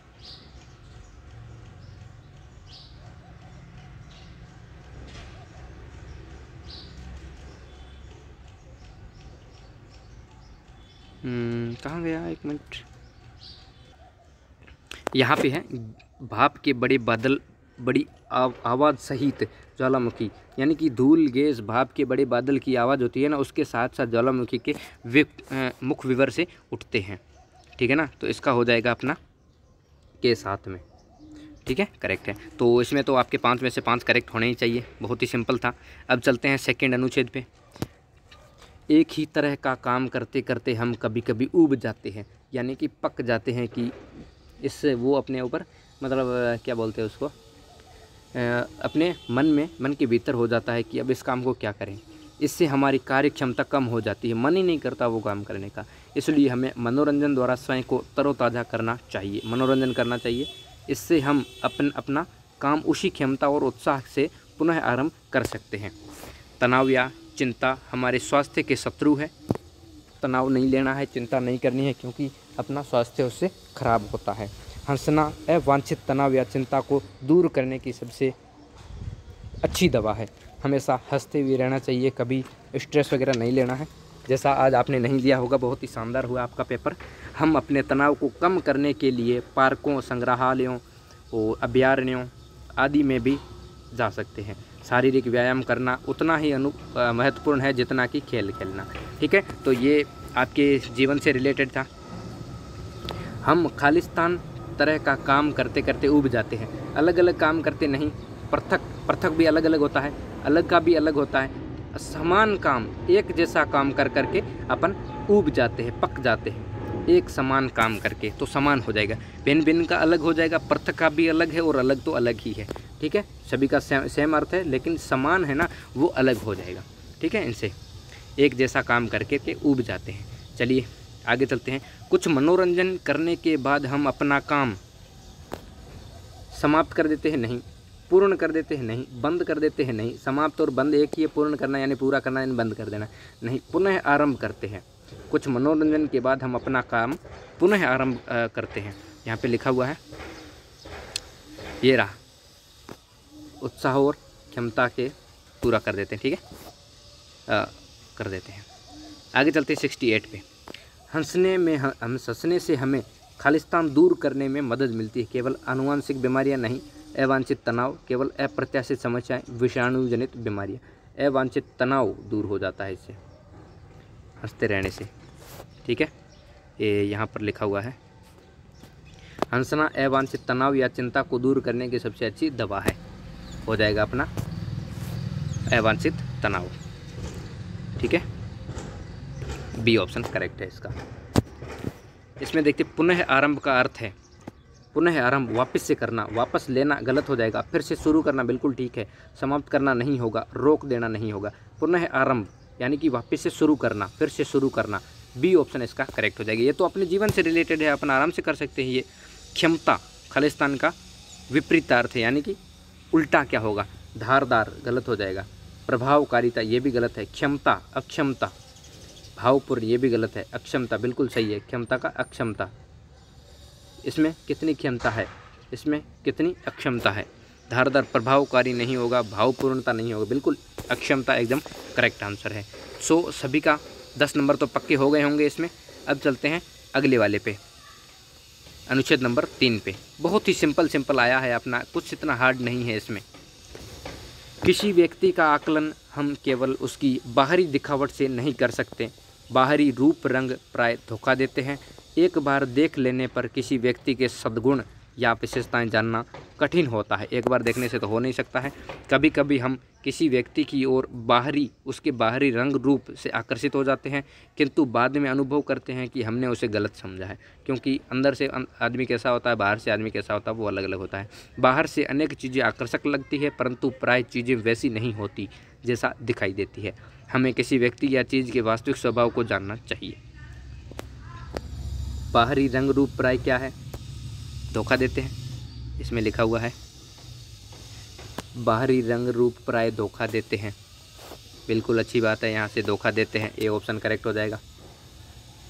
ठीक है, आगे चलते हैं। एक ही नज़र में क्या जानना कठिन है? एक ही नज़र में क्या जानना कठिन है? एक बार देख लेने पर किसी व्यक्ति के सद्गुण या विशेषताएं जानना कठिन है। सद्गुण या विशेषताएं, यहाँ पर कहाँ पर है? यहाँ पर सद्गुण आ रखा है, विशेषताएं नहीं है। किसी के सद्गुण जानना बहुत कठिन है। एक ही नज़र में देखना सद्गुण, किसी के सद्गुण जानना कठिन है। ठीक है, आगे चलते हैं 73 पे। अधिकतर हम किसी व्यक्ति के खालिस्तान से उत्कृष्ट हो जाते हैं। भीतरी दर्शन से भीतरी दर्शन को देख ही नहीं पाते हैं अपन। आकर्षक व्यक्तित्व नहीं, व्यक्ति की आकर्षक बाहरी रंग रूप, ठीक है। मानसिक शक्ति अपन कैसे देख पाएंगे? बाहरी रंग रूप हो जाएगा, यहाँ पे लिखा हुआ है। कभी कभी हम किसी व्यक्ति की ओर बाहरी रंग रूप से आकर्षित हो जाते हैं, ठीक है ना। बाहरी रंग रूप से आकर्षित हो जाते हैं, आकृष्ट हो जाते हैं। आगे चलते हैं। आकर्षक का पर्यायवाची नहीं है, नहीं है। आकर्षक, जो सुंदर दिखेगा वो आकर्षक होगा, जो प्रिय होगा वो आकर्षक होगा, जो दर्शनीय देखने योग्य होगा वो असुंदर, असुंदर के यानी खराब आदमी होगा ना, वो आकर्षक नहीं दिखेगा। अपने को नहीं देखना है यहाँ पर, नहीं। आकर्षक का पर्यायवाची नहीं है, ये तीनों पर्यायवाची है लेकिन असुंदर नहीं है, तो अपना डी ऑप्शन करेक्ट है। ठीक है ना, आगे चलते हैं। वास्तविक शब्द खालिस्तान है। वास्तविक, वास्तविक क्या है ये देखना है अपने को। वास्तविक शब्द का क्या हो जाएगा? विशेषण। वास्तविक शब्द एक विशेषण है, ठीक है। वास्तविक शब्द विशेषण हो जाएगा। अब चलते हैं लास्ट वाला पैराग्राफ है। यहाँ तक 75 सबके सही होंगे, ठीक है। अब चलते हैं। लाल बहादुर शास्त्री भारत के द्वितीय प्रधानमंत्री थे। उन्हें भारत के श्रेष्ठ राजनेताओं में गिना जाता है, लेकिन उनके आरंभिक जीवन के बारे में लोग बहुत कम जानते हैं। उन्होंने अपनी पढ़ाई पूर्ण करने के लिए अपने जीवन में अनेक बाधाओं के विरुद्ध संघर्ष किया। पढ़ाई पूरी करने के बाद उन्होंने कोई नौकरी नहीं की। वे स्वाधीनता आंदोलन से जुड़ना चाहते थे। शीघ्र ही वे एक जन नेता बन गए। वे 1964 में भारत के प्रधानमंत्री बने। वे बहुत मेहनती व्यक्ति थे और प्रतिदिन कम से कम 18 घंटे काम करते थे। 18 घंटे बहुत होते हैं। लाल बहादुर शास्त्री भारत के खालिस्तान प्रधानमंत्री थे। कितने प्रधानमंत्री थे? कौन से प्रधानमंत्री थे? ये वाला शायद गलत कर बैठोगे आप, ठीक है ना। ये वाला गलत कर बैठोगे। 1964 में भारत के प्रधानमंत्री ने। इससे पहले लाल बहादुर शास्त्री जी दूसरे नंबर के प्रधानमंत्री है, ठीक है। पहले कौन थे? जवाहरलाल नेहरू जी, और दूसरे नंबर के लाल बहादुर शास्त्री जी है, ठीक है। तो ये लगभग काफ़ी ने करेक्ट किया होगा, किसको नहीं पता होगा उन्होंने गलत किया होगा, कोई नहीं। 77 है। उन्होंने अपने जीवन में अनेक बाधाओं, खालिस्तान संघर्ष किया, बाधाओं के विरुद्ध होगा, ठीक है ना।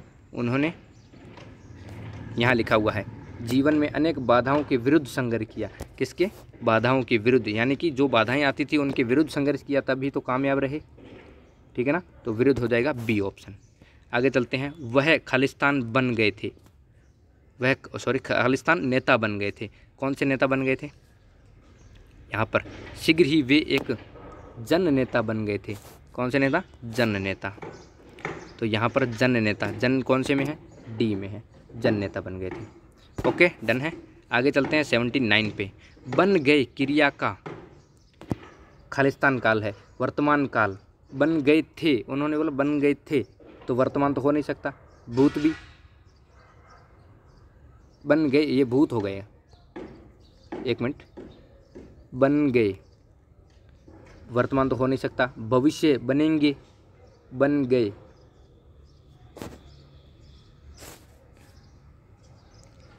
एक मिनट, तो बन गए क्रिया का कौन सा हो जाएगा? बन गए। अपने को पैसेज के हिसाब से देखना है ना, तो पैसेज में क्या लिखा हुआ है? बन गए थे, सॉरी, हाँ, शीघ्र ही वह जन नेता बन गए। बन गए थे उस समय बने थे ना, तो वो कौन सा हो जाएगा? बन गए, भूतकाल हो जाएगा उसमें, बन गए, ठीक है, भूतकाल हो जाएगा उसमें। आगे चलते हैं। पूरा करना का पर्यायवाची, आरंभ करना तो नहीं होगा, शुरू करना होगा। जारी रखना यानी जारी रखना, खुलना है गलत है, संपन्न करना डी सी ऑप्शन करेक्ट हो जाएगा इसका। पूरा करना का पर्यायवाची है संपन्न करना। तो दोस्तों आशा करता हूँ पूरे आपके करेक्ट होंगे, एक दो किसी के मिस होंगे क्योंकि एक दो हार्ड क्वेश्चन थे, जैसे हिंदी में एक दो हार्ड है, बन गई क्रिया, इसमें थोड़ा सा कन्फ्यूजन रहता है। तो एक प्रधानमंत्री ये वाला भी था थोड़ा सा, तो एक दो क्वेश्चन आपके गलत हो सकते हैं, बाकी तो सब करेक्ट ही होंगे। ओके, जितने नंबर आए बता देना।